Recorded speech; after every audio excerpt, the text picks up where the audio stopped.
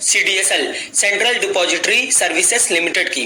दोस्तों 3 मई 2025 को कंपनी ने अपना क्वार्टर 4 का रिजल्ट पोस्ट किया, जिसमें कंपनी के सेल्स में ईयर ऑन ईयर देखे तो 7% और क्वार्टर ऑन क्वार्टर देखे तो 19% का डिक्लाइन देखने को मिला।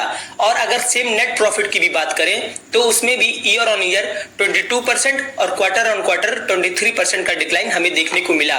मार्च 2024 में कंपनी का सेल्स 241 करोड़, दिसंबर 2024 में कंपनी का सेल्स 278 करोड़ और इस बार यानी मार्च 2025 में कंपनी का सेल्स सिर्फ 224 करोड़ ही रहा।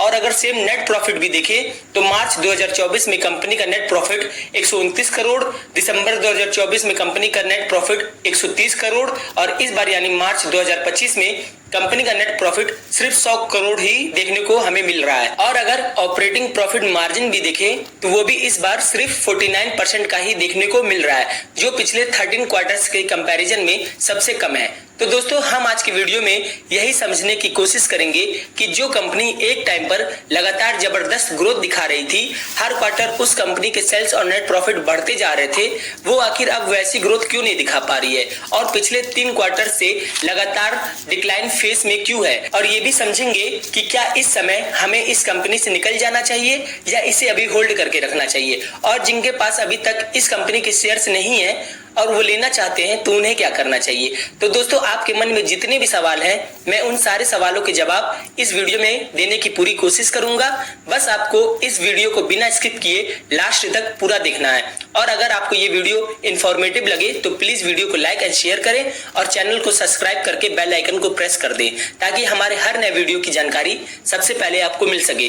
तो आइए दोस्तों, सेल्स और नेट प्रॉफिट क्यों कम हुए इसको थोड़ा डिटेल में समझते हैं। तो दोस्तों जब भी कोई इन्वेस्टर किसी भी ब्रोकर जैसे कि जीरोधा, ग्रो, अप स्टॉक के थ्रू अपना डीमैट अकाउंट खोलता है तो उस अकाउंट को ऑपरेट डिपॉजिटरी यानी सीडीएसएल के द्वारा किया जाता है।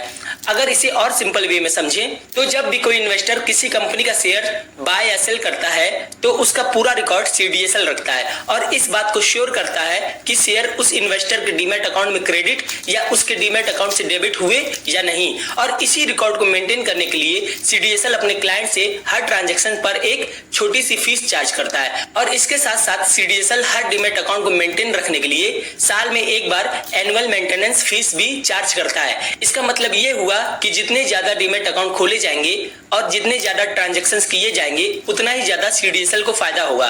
दोस्तों लॉकडाउन के बाद जब सारी दुनिया फिर से खुलने लगी और बिजनेसेस फिर से स्टार्ट होने लगे तो उस समय स्टॉक मार्केट में बहुत ही जबरदस्त रैली देखने को मिली और कम ही समय में बहुत सारे लोगों के अच्छे खासे रिटर्न्स भी बन गए, जिससे हर तरफ ये माहौल बन गया कि स्टॉक मार्केट में बहुत ही जल्द पैसा बनता है। और इसी लालच में बहुत सारे नए लोग भी मार्केट से जुड़ने आ गए और अपना डीमैट अकाउंट ओपन करा के उल्टे सीधे वैल्यूएशन पर जमकर शेयर्स खरीदने लगे। लेकिन अब जब मार्केट वैसा रैली नहीं दिखा पा रहा है और उनमें से कुछ लोगों को अपने इन्वेस्टमेंट पर लॉस होने लगा तो मार्केट में नया माहौल बनने लगा कि अब मार्केट में रिटर्न्स पहले जैसा नहीं बन रहा है और इसी वजह से बहुत सारे लोगों ने मार्केट से एग्जिट ले लिया। और जो नए डीमैट अकाउंट्स खुल भी रहे हैं उनकी भी संख्या में पहले के मुकाबले काफी कमी देखने को मिल रही है।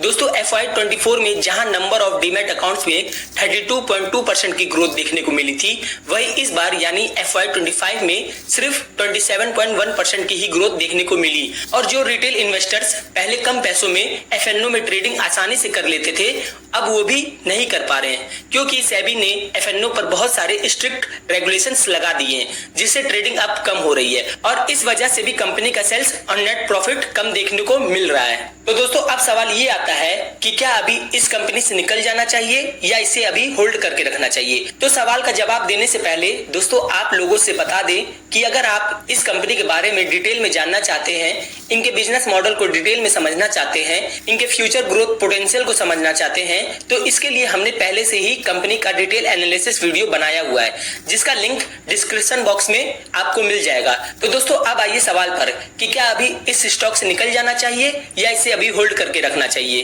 तो दोस्तों हम जैसे रिटेल इन्वेस्टर्स का पता है दिक्कत क्या है, हमें पता ही नहीं रहता कि हमें कब कोई शेयर खरीदना है और कब बेचना है। जब हमें बेचना चाहिए तो हम उस टाइम पर खरीदते हैं और जब हमें खरीदना चाहिए तो हम बेचने की सोचते हैं। दोस्तों अगर इस कंपनी की शेयर होल्डिंग पैटर्न देखिएगा तो आपको पता चलेगा कि दिसंबर से मार्च के बीच जब कंपनी अपने ऑल टाइम हाई पर ट्रेड कर रही थी, यानी कि लगभग 2000 रुपए पे ट्रेड कर रही थी और कंपनी का प्राइस टू अर्निंग 76 तक पहुंच गया था, तो उस समय एफआईआईज और डीआईआईज दोनों ने जमकर प्रॉफिट बुक किया। एफआईआईज का स्टेक 17.15% से घटकर 11.34% हो गया और डीआईआईज का स्टेक 19.11% से घटकर 15.41% हो गया। और उस समय पता है हम लोग क्या कर रहे थे? जब ये लोग प्रॉफिट बुक कर रहे थे, हम लोग उस समय जमकर खरीदारी कर रहे थे, क्योंकि हम लोगों को लग रहा था कि अब प्राइस तो नीचे जाने वाला है नहीं, इसलिए और बढ़ने से पहले अभी इसे खूब खरीद लो।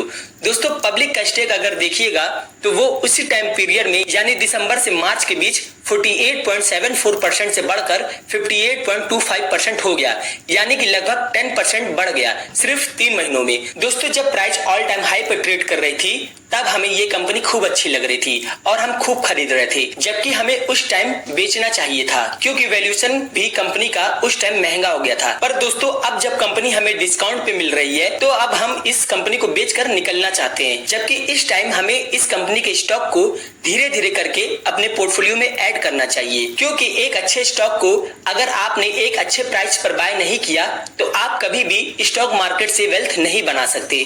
दोस्तों, अगर मैं अपनी बात करूं तो मैं इस समय अपनी कैपेसिटी के अनुसार स्मॉल क्वांटिटी में हर 8 से 10% की गिरावट पर इस स्टॉक को अपने पोर्टफोलियो में ऐड करूंगा और लॉन्ग टर्म के लिए रखूंगा, क्योंकि कंपनी का सिर्फ रिजल्ट वीक आया है, कंपनी वीक नहीं हुई है। अभी भी कंपनी के पास लगभग 76% का मार्केट शेयर है और कंपनी के फंडामेंटल्स भी बहुत स्ट्रॉन्ग है। Return on equity 32.6%, return on capital employed 42.9%, 5 years sales growth 37%, 5 years profit growth 38%, depth 0 है, रिजर्व 1551 करोड़ और कैश फ्रॉम ऑपरेशन भी पॉजिटिव है। दोस्तों, फंडामेंटल्स में कोई कमी नहीं है, इसलिए मैं तो धीरे धीरे ऐड ही करूंगा। दोस्तों, ये सिर्फ मेरा ओपिनियन है और ये वीडियो सिर्फ और सिर्फ एजुकेशनल पर्पस के लिए। मेरे कहने से आपको कुछ भी बाय या सेल नहीं करना है। अगर आप करना भी चाहते हैं तो अपने फाइनेंशियल एडवाइजर से डिस्कस करने के बाद ही करें। दोस्तों, आपको ये इन्फॉर्मेशन कैसी लगी प्लीज कमेंट बॉक्स में जरूर बताइएगा और चैनल को सब्सक्राइब करना बिल्कुल ना भूलिएगा। मिलते हैं नेक्स्ट वीडियो में, तब तक के लिए जय हिंद, जय भारत।